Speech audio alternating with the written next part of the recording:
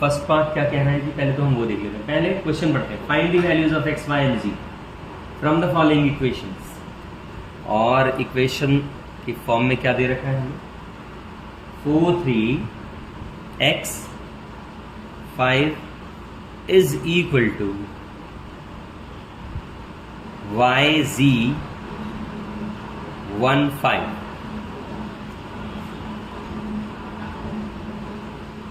अब आप देखिए, ऑन कंपेयरिंग बोथ साइड्स, यारो दोनों ओर कंपेयर करो ना। देखिए 5 तो 5 है, x तो 1 हो गया, बिल्कुल ठीक, y तो 4 हो गया, बिल्कुल ठीक, z तो 3 हो गया।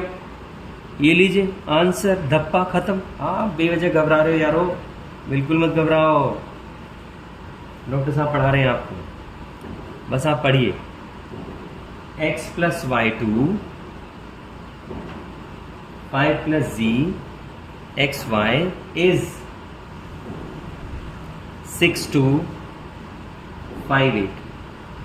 फिर उसी तरह से ऑन कंपेयरिंग, ये गंदी राइटिंग में मैंने z लिखा है, घबराना मत, ठीक है। तो आपने बड़े मजे की बात देखी, क्या देखी, x प्लस वाई इज 6, और क्या देखा आपने, एक्स वाई इज 8, और क्या देखा आपने, 5 प्लस z इज 5। तो बेटा z तो पता चल गया यार, यहां से हमें 5 माइनस 5, z तो हमारे पास 0 आ गया। ये लो, ये बड़े मजे की बात है, देखो।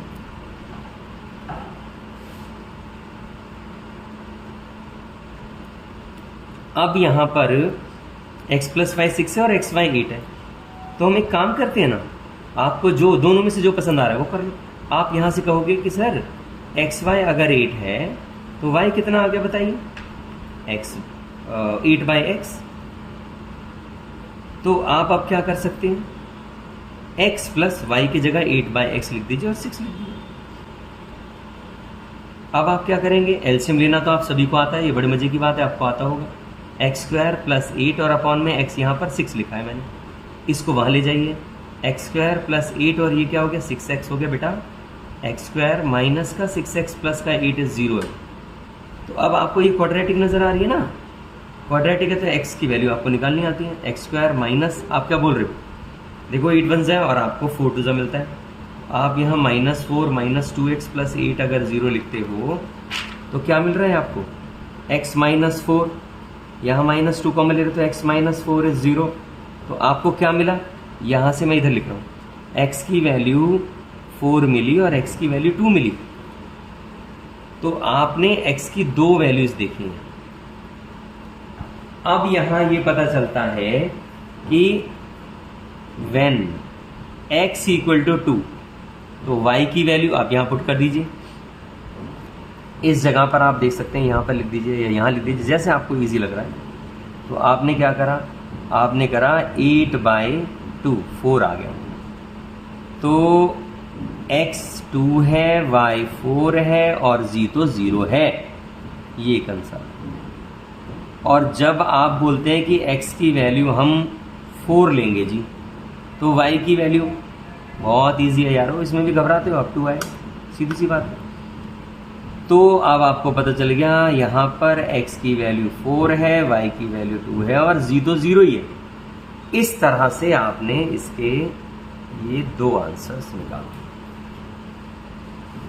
है ना इजी बेटा, बहुत इजी है, बस डरा मत करो, घबराया मत करो। मैथ्स बहुत इजी होता है और क्लास 12 का मैथ्स तो मैं कहता हूँ सबसे इजी, बस आप घबराओ मत। डॉक्टर साहब पढ़ा रहे हैं ना, पढ़ते रहो।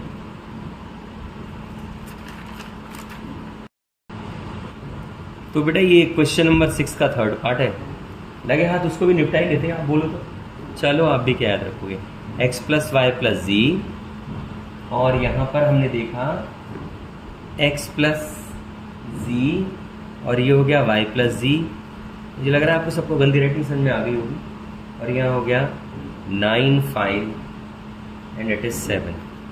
तो आपने कंपेयर करा, x plus y plus z is 9, x plus z is 5 और y प्लस जी कितना है बेटा, 7 है।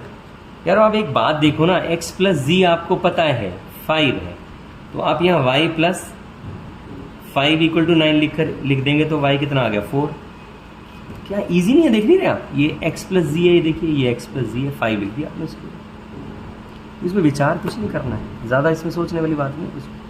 अच्छा चलो अब आप एक बात करो, सर y तो आ गया, मान लिया, चलो डॉक्टर साहब y आ गया, अब आगे, अब यहाँ देखिए y प्लस जी हमारे पास क्या है, y प्लस जी 7 है, तो आप यहाँ देखिए x प्लस 7 इक्वल टू 9 लिखते हैं तो x कितना आ गया 2। ओहो बताइए, आप भी घबरा रहे थे, कुछ आया संदीप, क्या ईजी है। अच्छा चलो आपको x मिल गया, y मिल गया, z नहीं मिला, निकाल लेते हैं, आपकी मर्जी है y रखो, आपकी मर्जी है x रखो, चलो। तो ऑल्सो अब आप क्या करें, कुछ ना इंग्लिश के शब्द हैं वो हमारे लिए इस्तेमाल करे जाते हैं मैथ्स में, जैसे ऑल्सो मैं बोल रहा हूँ, तो आप यहाँ क्या करोगे, लो यहाँ लिख दीजिए x की जगह 2 और ये हो गया z और ये हो गया 5, तो z कितना आ गया बेटा 3। बता, घबरा रहे थे, ये हो गया। तो आपको x की वैल्यू मिली 2, y की वैल्यू मिली 4 और z की वैल्यू मिली 3, ये आंसर हो गया। बताइए, है ना इजी, इजी है बहुत।